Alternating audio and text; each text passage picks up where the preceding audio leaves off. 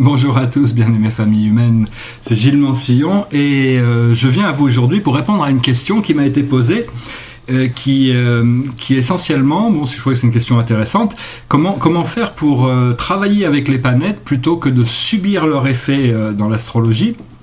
Et donc, chacun a une relation différente par rapport à tout ça. Donc, je vais un peu parler de ma relation par rapport à ces planètes. A priori, pour moi, je vois les planètes comme des personnes. Étant une personne moi-même, ça me permet de communiquer avec les planètes de personne à personne. Mais bon, ce sont des consciences assez expansives, assez élevées.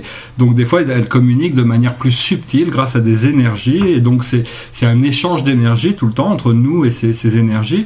Et donc, c'est vraiment essayer de comprendre que notre nature c'est la nature du soleil, et donc tous, en tant que nature stellaire, tous ces corps sont des extensions de nous-mêmes.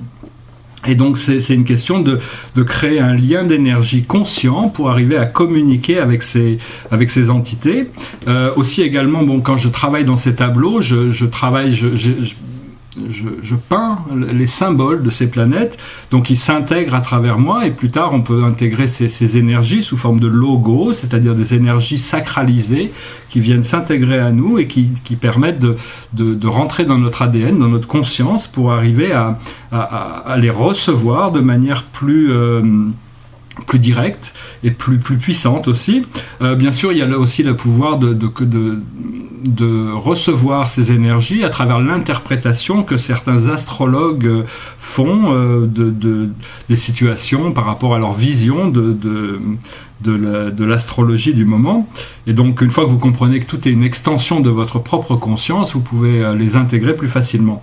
Mais en essence, c'est de savoir que la vie est faite de cause et effet, et que nous sommes tous les créateurs de notre propre expérience. Je sais que ça, c'est une notion un petit peu étrange à intégrer, parce que une fois qu'on réalise qu'on est nous-mêmes les créateurs de notre vie, que tout ce qui fait partie de notre vie, on est obligé de faire face à notre création inconsciente au début pour arriver à intégrer les parties sombres, les choses inconscientes sombres qu'on a pu créer, et donc les accepter, les transmuter, et ça permet d'après ça de les libérer, et on peut vivre à ce moment-là à la cause et à l'effet de notre création, c'est-à-dire de plus subir la vie, mais de la créer consciemment plutôt que de subir les effets du subconscient. Donc c'est vraiment important de prendre des responsabilités sur ses pensées, ses émotions, ses actions.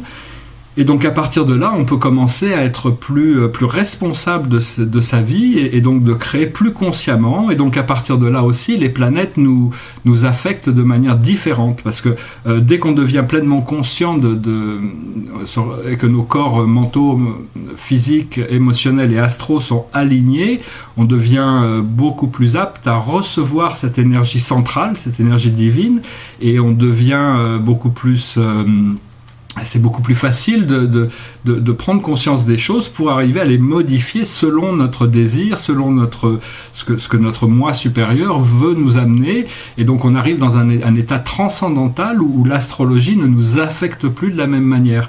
Mais tant que nous créons inconsciemment, cette astrologie va nous secouer un petit peu jusqu'au moment où on rentre en alignement, et à ce moment-là on rentre dans un flow. Donc vraiment la clé, c'est l'amour, arriver à comprendre que tout est amour, tout est lumière, et que l'obscurité, c'est juste des ombres qui viennent interférer avec la lumière, mais il n'y a pas vraiment de substance dans l'obscurité, c'est juste des ombres temporelles, toutes les peurs et tout ça sont dans ma perception, sont des ombres fantomatiques qui sont là pour nous, c'est des choses qu'on a créées inconsciemment, qu'on a intégré cette matrix, mais quand on devient conscient, on ne subit plus l'effet de son subconscient, et donc on peut créer des choses plus consciemment, on peut ascender, transcender tout ça, et de pouvoir voir les choses de manière plus unifiée, qui nous permettent d'avoir plus de flow, plus d'amour, plus de liberté aussi dans notre vie. Voilà, j'espère que cette vidéo aura un peu répondu à votre question, et que ou répondu à ce phénomène de subir la vie plutôt que de la créer. C'est un choix conscient qu'on doit faire tous les jours, de créer la vie plutôt que de la subir. Donc s'il y a quelque chose dans votre vie qui ne vous plaît pas, il faut assumer la responsabilité de ce qui se passe pour arriver à le changer, le transmuter, le transcender, pour arriver à retrouver une position de bien-être, de pouvoir intérieur, pour pouvoir se permettre de commencer à créer consciemment. Et à ce moment-là, une fois qu'on a créé quelque chose de nouveau, grâce à notre intention, on n'a plus qu'à rester dans cette vibration pour attendre que ça se manifeste devant nous. Et donc cela aussi, de savoir que les planètes sont là pour éventuellement vont nous retrouver, vont nous redonner tous nos pouvoirs de créateurs, car nous sommes vraiment les créateurs de notre vie. Et donc toutes ces planètes ont des responsabilités, des fonctions créatives. La Lune nous adresse nos émotions, le Soleil nous adresse notre esprit, Mars et Vénus nous adressent notre divin masculin, notre divin féminin, Saturne nous adresse toutes nos responsabilités par rapport à notre passé, Uranus nous adresse tout notre futur, Jupiter c'est l'expansion, c'est une planète d'expansion qui magnifie toutes les planètes qui passent entre nous et cette planète, elles sont amplifiées. C'est la planète des miracles, du tout est possible. Et puis et Neptune, c'est le monde du rêve, c'est celle qui va nous délivrer de toutes nos addictions, et puis il y a plein de Chiron, qui est le lien entre Saturne et Uranus, qui est là pour justement nous aider à intégrer, à guérir toutes ces choses qui peuvent être encore en désaccord avec nos plans d'âme, notre voie de vie, notre bien-être et notre joie de vivre. Voilà, je vous souhaite une excellente journée, à bientôt, namasté.